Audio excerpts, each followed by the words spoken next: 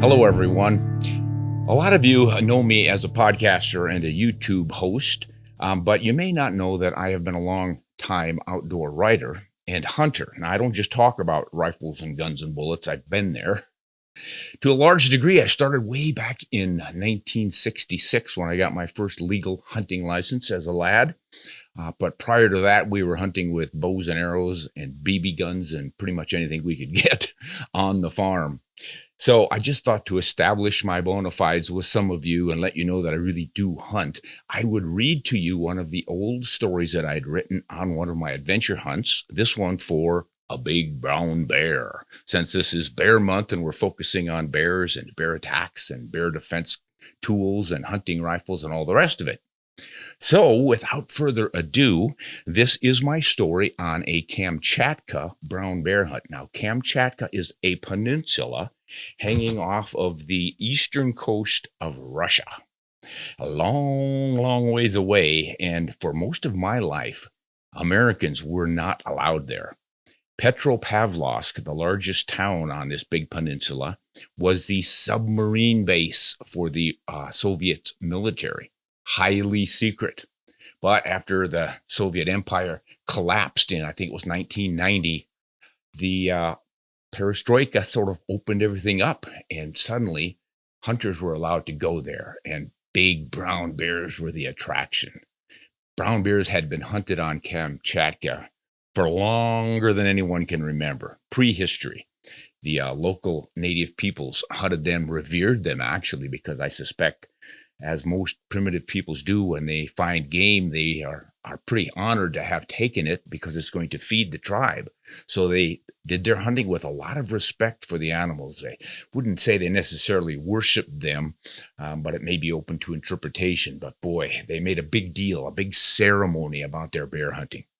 We don't do that quite as much now, but boy, I tell you what, I was sure appreciative of the opportunity to see this remarkable volcanic landscape and wilderness and hunt bears there. So let's read the story, Kamchatka Brown Bear Hunt. First, you have to really want to hunt a brown bear. Second, you have to really love to travel 73 hours from home to hunting camp. Third, you must enjoy 7 consecutive days of snowfall. Fourth, you must be prepared to wallow through 9 days of melting snows that flood rivers and limit travel to snow machine, snowshoes, skis, and boots. Fifth, you must tolerate 10 days largely confined to tents, a cooking shack buried to the ridgeline in snow, and a pit toilet where old newspapers were the only papers. If you can handle all of this, you will get to enjoy a wood-fired sauna, 3 square meals of local cuisine a day, all the tea you can drink, a host of hardworking, friendly, and joyous Russian guides, and ice fishing for char. And it will all happen amid silence so deep you can literally hear snow falling on birches. And you'll see brown bears in their late winter wonderland. Big brown bears. More brown bears per square mile than anywhere else on Earth. All of this in one of the greatest wildernesses left in the world, Kamchatka. "He's big, big medved," Sasha hissed. I recognized the Russian word for bear. The morning's sunny skies had clouded over. The frozen snow had softened. Our ancient snow machine had already bogged several times.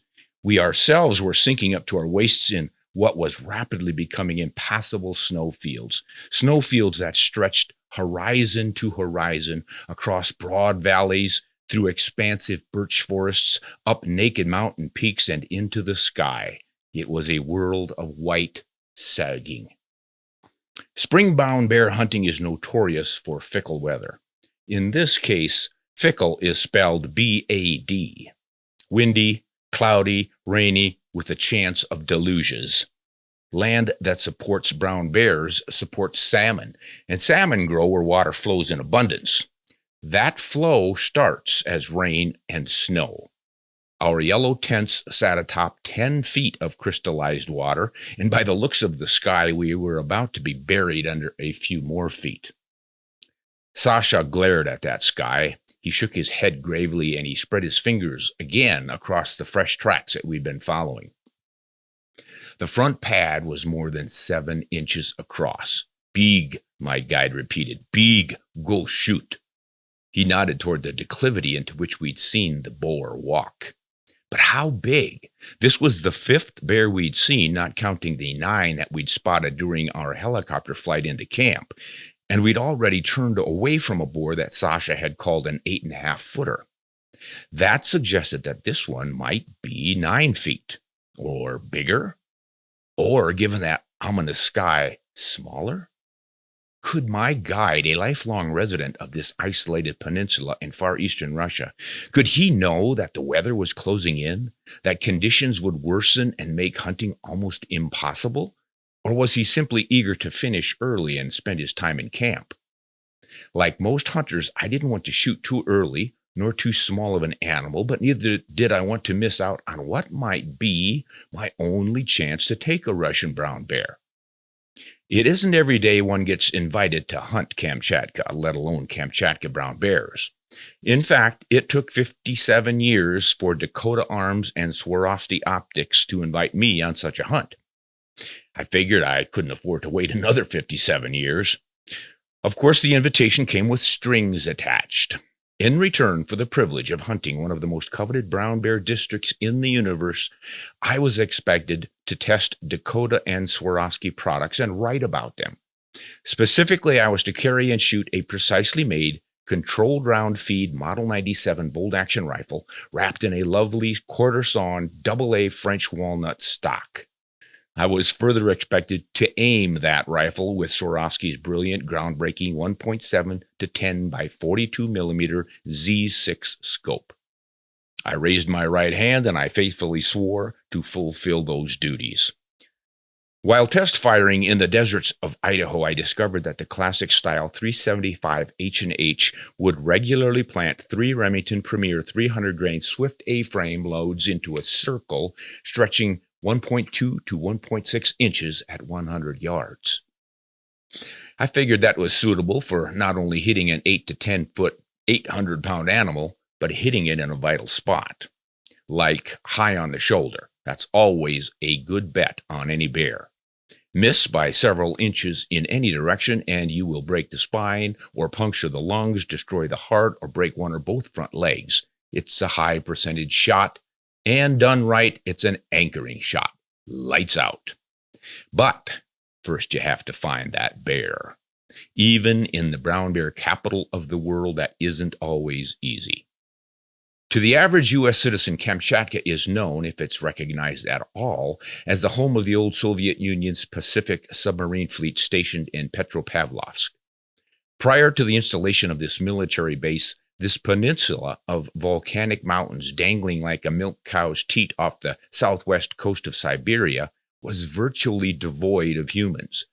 Natives eked out their livings on salmon and native game, much as did their cousins in Alaska. Russian sailors and sealers joined them beginning late in the 18th century, lured by a wealth of furs. Exploitation of natural resources continued its usual course, but once the fur rush ended, Kamchatka slipped back into relative obscurity. This became a forced isolation once the Soviets threw their harsh blanket of Cold War secrecy over that peninsula. For 70 years, Kamchatka's bears bred, fed, and grew unseen and largely unsuspected by sport hunters. For native hunters, however, brown bears continued to be a feared and respected predator and prey. Given their abundance and size, they were an essential part of the native Kamchatkans' lives. After killing a bear, the Koryak people placed before its skull platters of puddings and meat for its journey home. Women donned the bear's hide and they danced, entreating the bear to speak kindly of the people and to invite other bears to give themselves up. Then they feasted on its flesh. Limited to spears and bows, the Koryak nevertheless had an advantage over modern firearms hunters: time. Weeks of rain, fog, and snow were nothing to a people hunting their backyards. They faced no self-imposed time constraints. They didn't need to catch prearranged helicopter rides. We, on the other hand, had 9 days. We had to fight the weather, fight the snow, fight the clock, force the issue. Under clear skies and sub-freezing temperatures, 9 days would be a sure fit of time. A snow machine glides like smoke over frozen snow, taking you over 50 miles of mountain valleys and ridges each day, dropping you at glassing points where an 8X binocular will reveal hulking brown bears 4 miles away. A 20 to 60 spotting scope will pull them into your circle of influence from 10 miles. You see their sleepy heads poke from snowy dens halfway up rocky peaks. You follow the blue shadows of their trails down ridges, across valleys, and right into the black, leathery pads that laid them. That's the way it happened our first day, a day that lulled us into believing we could continue this easy path all week, cruising and snooping, picking and choosing. "There's a bear peeking out of that den," my hunting partner Linda Powell said when we stopped beside her and her guide high up a mountain valley. The bear was even higher. "Misha saw its head duck down. I thought it was just a rock. Oh, there it goes. Oh, it looks big. How big is it?" The dark bear sauntered off, angling ever higher up its mountain, unsettled by these noisy morning visitors far below. Linda turned to Misha, her guide, with a questioning look, then took out her cheat sheet, a card with dimensions written on it in centimeters and feet. Misha's thick forefinger flicked between the 8.5-foot and 9.5-foot numbers. Sasha waved me back onto his ancient snow machine. We looped up the valley, parked behind a shoulder of mountain, and began hiking up that hard snow. It was like walking on asphalt. The air was thin, but not as thin as our chances for catching up with this bear. Despite angling to cut it off, we broke over the shoulder to find our quarry already high above us, ambling along, but covering ground as we never could. It reminded me of caribou. You don't walk down caribou, and apparently you don't walk down climbing Russian bears either. Sasha waved at the bear in surrender. We studied his tracks, probably an 8.5-footer, not big enough for the first morning anyway. Bear tracks and trails crisscrossed this May-winter wonderland. Our quarry was obviously awake and prowling, and neither terrain nor habitat seemed to have any effect on those travels. The spoor laid up and down sheep-steep slopes, over the highest ridges, through the thickest birch forests, across frozen rivers. If the bears hoped to find food, they would be disappointed. We saw no sign of moose or caribou. The early rising boars were probably hoping to find spring romance. The early boar gets the sow, and possibly a tasty cub. There was little else alive atop that snow. White hares with jet-black ear tips sprang from the bases of birch trunks and dashed away. Ptarmigan fluttered white and brown. A few red-combed males strutted and complained when we interrupted their posing. Fox tracks lined across valleys as if their makers had somewhere to go. Our second bear looked and behaved much like the first.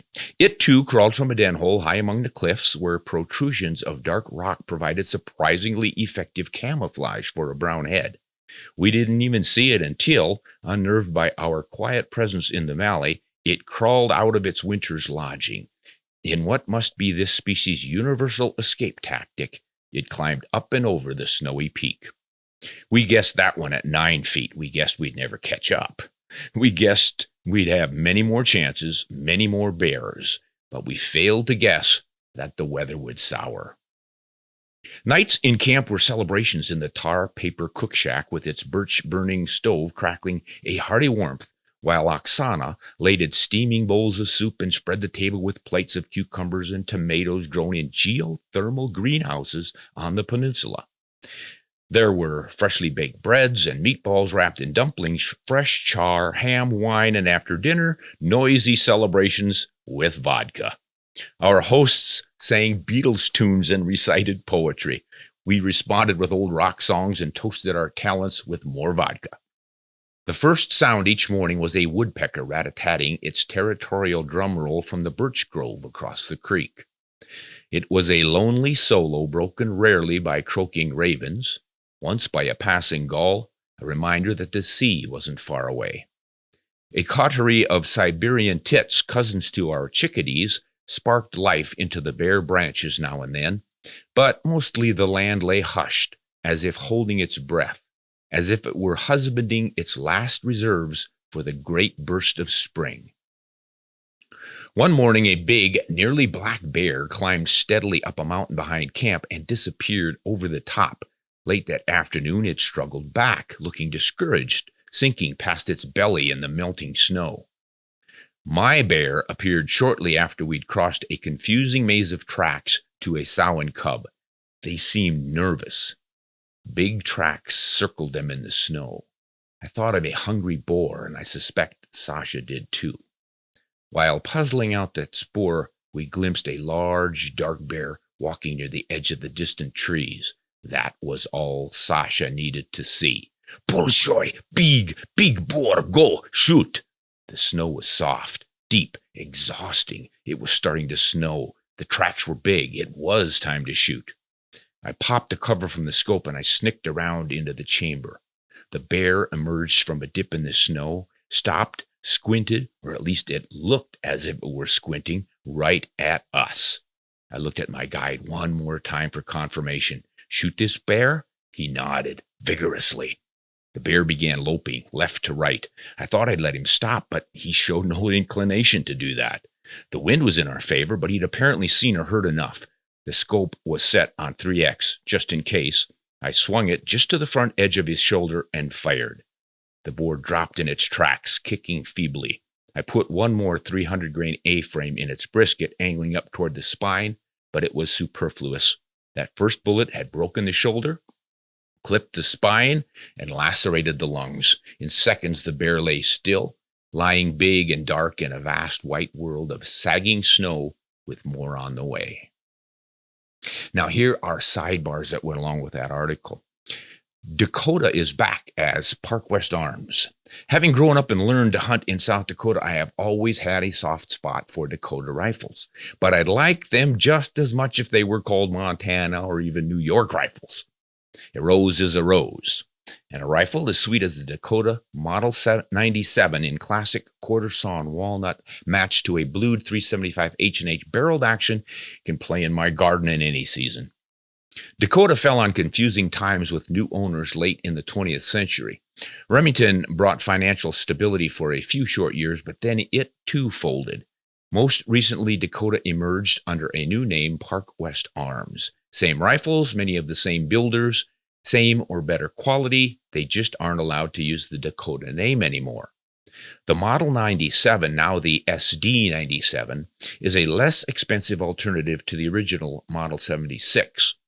The main difference is the action body. In the SD 97, it is round-bottomed like the Remington Model 700.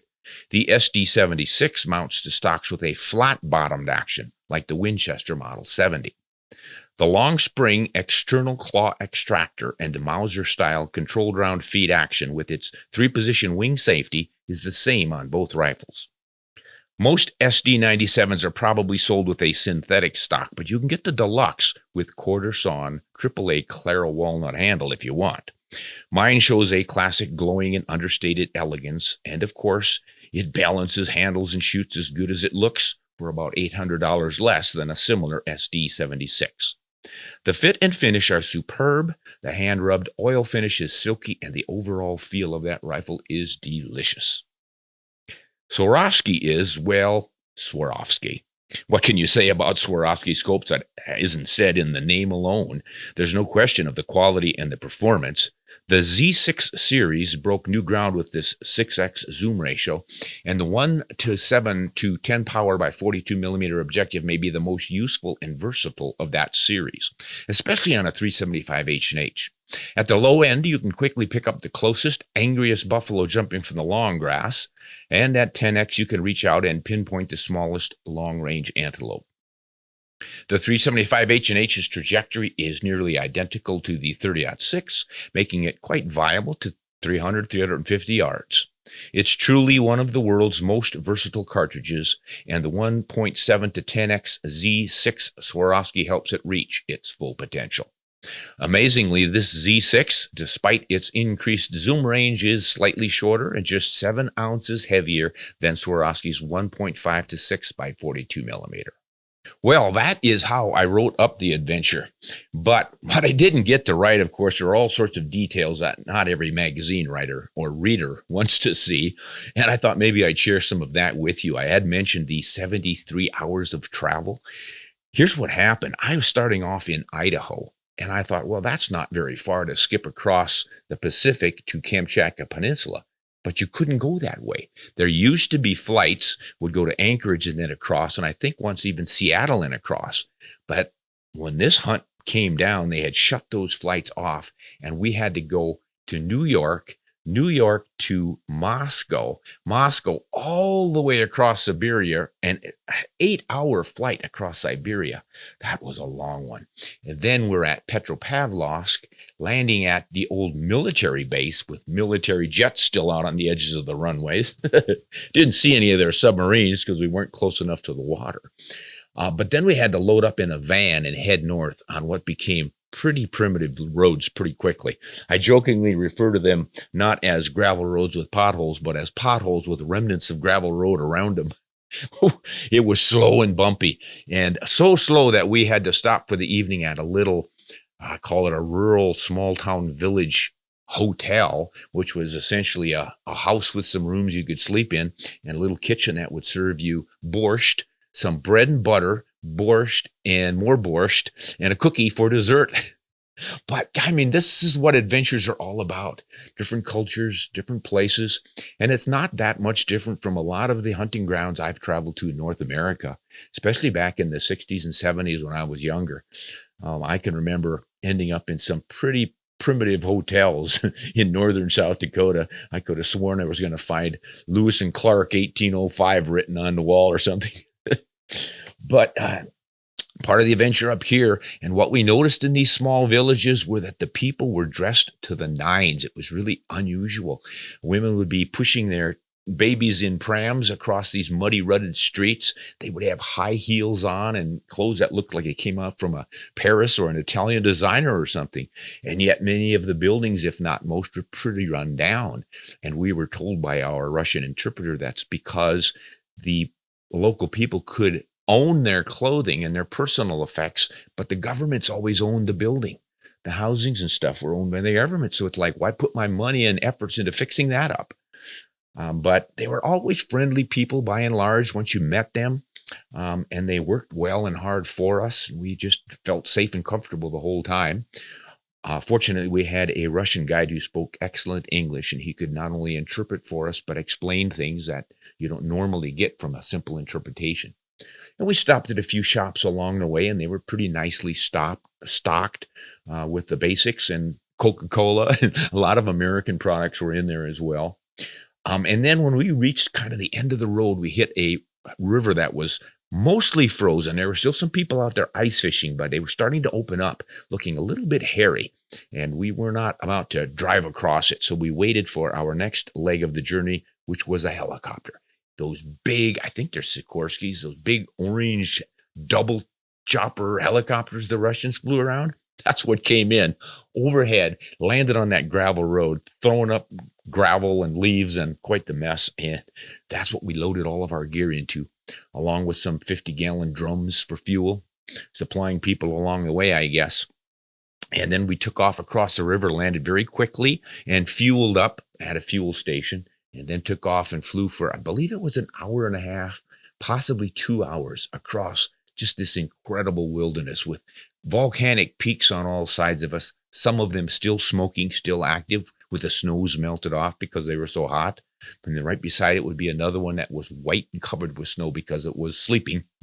So it was quite the ring of fire. That whole area is like Alaska. It's that Pacific ring of fire where all the volcanoes come up. We continued flying north until we finally got to a narrow portion of the Kamchatka Peninsula where our camp was. And then we landed in the snow, deep snow, and that helicopter sank right to its belly. But they've got a big, wide belly, and it was able to hold everything up just fine. They opened up the back and unloaded all the gear. And then we hopped on snowmobiles, and we raced over through the woods to the camp. And we could just see the roof sticking out of the snow. That was the cook shack. And there was another tiny little roof sticking out. That was the outhouse. And then there were a couple of yellow tents, home sweet home. Oh, there was a little sauna down by the creek too, and that was a lifesaver. Didn't have a shower, but by golly, you could get in there and get nice and hot and then roll in the snow and get cleaned up. We did plenty of that. And then after that, it was just get to know our hosts. And again, we had that good interpreter, but some of the guides could speak a little bit of English, and they were really friendly, as I mentioned in the story. At supper, we would get pretty happy with a couple of vodkas, and then we'd start singing, or they would start singing. A couple of them were really pretty good, and one of them loved to sing Elvis and Engelbert Humperdinck. And he could really belt it out. So we all got together and sang some American rock songs that they pretty much knew too. They were pretty up on the American culture. So we had some good times. Now we went fishing, I believe the second day it started raining, and the snow was just bogging down the snow machines and stuff. So they thought, hey, we got plenty of time. Let's let the weather clear up and we'll go catch some fish. What we didn't quite understand was that they wanted to catch some fish so they could feed us. They were going to run out of food, and they did. But we caught a whole heap of fish, and I tell you, the ice was starting to go out on that river too, but there were some areas where it was slow enough that you could walk safely out there. Cut a hole in ice fish, and we were catching char. And Linda was really catching the big ones too. But we caught a pile of char and thought we were having a blast, and we did have a blast, including char the first night and even the second day. Not so much the third day, and pretty inedible by the fourth day. And by the fifth day, we just pushed it away. We didn't even try it because it wasn't frozen. It was hanging up outdoors, and it was supposed to dry, but it was raining and snowing so much that it didn't dry, and it got to be pretty old fish. But boy, that was pretty tasty the first couple of times. So we went on like that in the camp and just had a great time. The weather really was tough. It would just snow and rain and melt, and it was tough to get around in those old snow machines. And they had some old snow machines, single skis up front. Mostly the cowls were off so they could repair them quickly and often, and they did. Sometimes they would spread a blanket out on the snow and tear the carburetor apart and rebuild it right in front of your eyes, and it was pretty crazy. But they maintained a happy attitude the whole time, and we tried our best to do the same, enjoyed what the situation was, and had ourselves just one heck of an adventure. So here's hoping you can have similar adventures. I don't know if I want to wish upon you 7 days of rain and snow and melting, but hey, learn to roll with the punches and enjoy what's handed out, because you only go around once and you've got to go for the gusto. Hey, this is Ron Spomer. Thanks for listening, guys. Let me know if you enjoy these kinds of stories. I'll throw one out every once in a while if you do. Until next time, hunt honest and shoot straight.